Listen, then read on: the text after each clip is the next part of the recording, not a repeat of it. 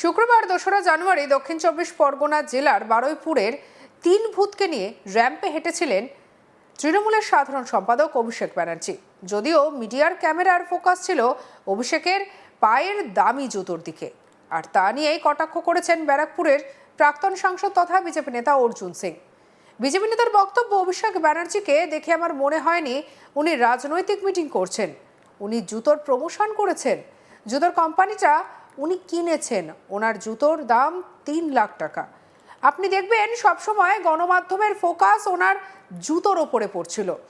চলচ্চিত্র অভিনেতারা যেমন কাপড়ের প্রমোশন করে, আমি গতকাল দেখলাম অভিষেক ব্যানার্জিও ঠিক সেভাবে জুতোর প্রমোশন করেছেন। এবার আমেরিকায় গিয়ে তিনি এই জুতো কোম্পানিটা কিনেছেন, আর সেই জন্য জুতোর প্রমোশন করছেন। কিন্তু বাংলার মানুষ এত বড়লোক নয় যে ৩ লাখ টাকা দিয়ে তার জুতো কিনবেন। অর্জুন সিং বলেন, তাছাড়া উনি বলছেন যে ২২০টা আসনে জিতবেন, কিন্তু কত ধানে কত চাল সেটা পিসিও বুঝতে পারছেন, ভাইপোও বুঝতে পারছেন। চলুন দেখে নিই অভিষেক ব্যানার্জির বারুইপুরে সভার কিছু ছবি।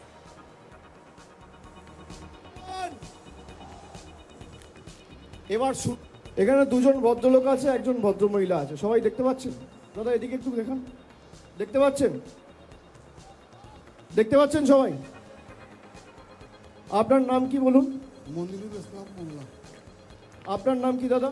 হরে কৃষ্ণ গিরি। আপনার নাম কি বৌদি? মিসেস মায়া দাস। আপনারা দেখতে পাচ্ছেন? এদিকে যারা আছে, এদিকে যারা আছে, এদিকে যারা আছে, সংবাদ মাধ্যমের বন্ধুরা সবাই দেখতে পাচ্ছেন? উল্লেখ্য, শনিবার সন্ধ্যায় ভাটপাড়ার গোলঘর পার্কে বিজেপির পরিবর্তন সংকল্প সভা আয়োজিত হয়। সেখানে উপস্থিত ছিলেন রাজ্যের বিরোধী দলনেতা শুভেন্দু অধিকারী সহ জেলা বিজেপির শীর্ষ নেতারা।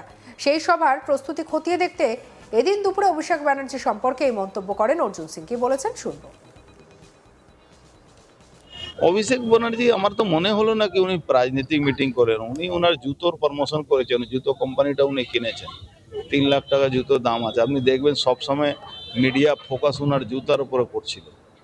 উনি যেরকম প্রমোশন করে, ওই ফিল্ম আর্টিস্টরা ওই কাপড়ের প্রমোশন করে, উনি কালকে আমি দেখলাম উনি জুতো প্রমোশন করছিলেন। এই জুতো কোম্পানিটা উনি এবার আমেরিকা গিয়ে কিনেছেন, ওই প্রমোশনের জন্য উনি ওখানে মিটিং ফিটিং করেছেন। কিন্তু বাংলার মানুষ অত গরিব আছে যে ৩ লাখ টাকা জুতো ছড়ে কিনবে।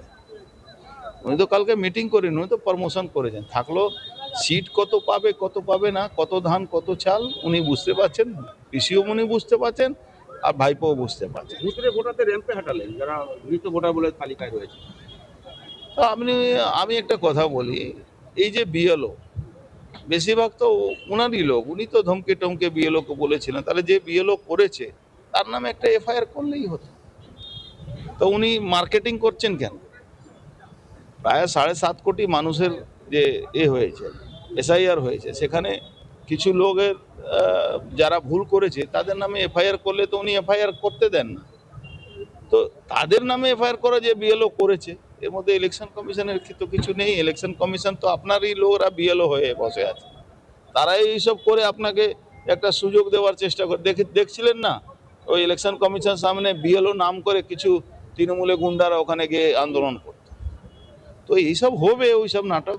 কিন্তু সাহস থাকলে কমপ্লেন করে ইলেকশন প্রসেসটাকে এসআইআরকে বন্ধ করাচ্ছেন না কেন? আমরা তো অপেক্ষা করছি কবে উনি বন্ধ করাবে।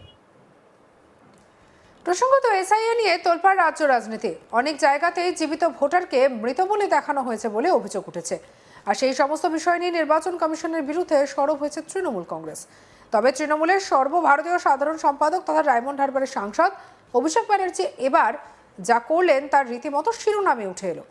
শুক্রবার বারুইপুরের সভায় র্যাম্পে ২ ব্যক্তি এবং এক মহিলাকে ডেকে পাঠান অভিষেক। তাদের নাম মনিরুল ইসলাম মোল্লা, হরেকৃষ্ণ গিরি এবং মায়া দাস। এর মধ্যে ২ ব্যক্তির বাড়ি মেটিয়াবুরুজ বিধানসভা এলাকায় এবং মহিলার বাড়ি কাকদ্বীপ বিধানসভা এলাকায়। ওই ৩ জনকে নির্বাচন কমিশন মৃত বলে ঘোষণা করেছেন বলে জানান অভিষেক। গোটা দক্ষিণ চব্বিশ পরগনা জেলায় এমন মোট ২৪ জন জীবিতকে মৃত বলে দেখানো হয়েছে বলে জানান অভিষেক ব্যানার্জি। উপস্থিত জনতার উদ্দেশ্যে অভিষেক প্রশ্ন করেন, কোনোদিন মৃত ব্যক্তিদের র্যাম্পে হাঁটতে দেখেছেন? চলুন সভার সেই সময়কার বক্তব্য শুনে নিই।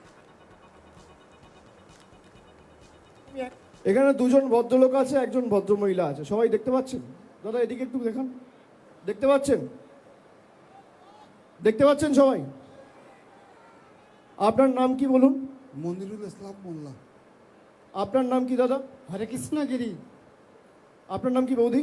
মিসেস মায়া দাস। আপনারা দেখতে পাচ্ছেন?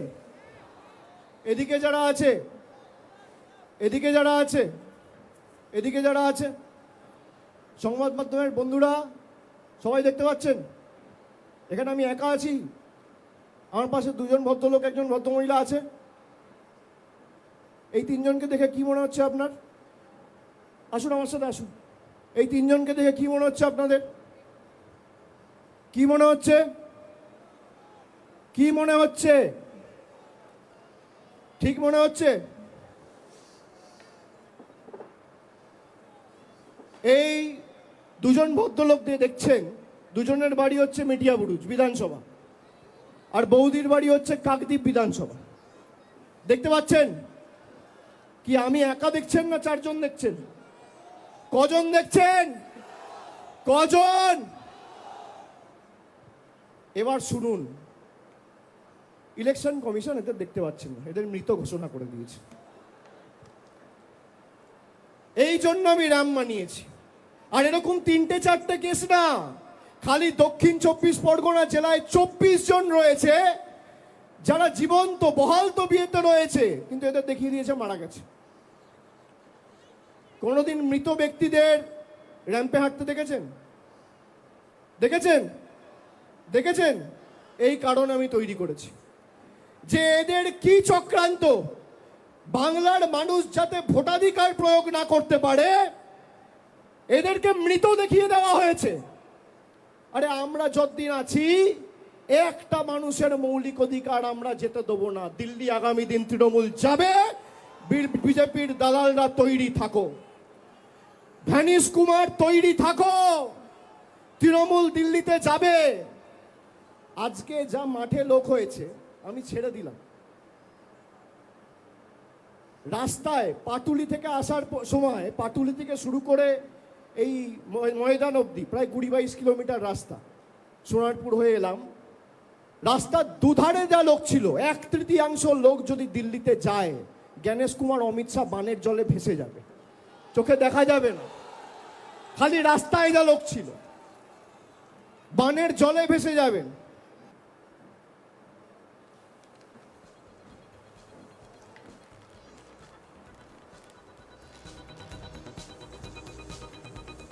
বারুইপুরের সভায় অভিষেক ব্যানার্জিকে একেবারে অন্যভাবে দেখা যায়। অভিষেক ব্যানার্জিকে দেখা যায় পরনে সাদা জামা, কালো প্যান্ট এবং সাদা জুতো। আবার এই জুতো নিয়েও শুরু হয়েছে বিতর্ক, কথা তুলেছেন অর্জুন সিং।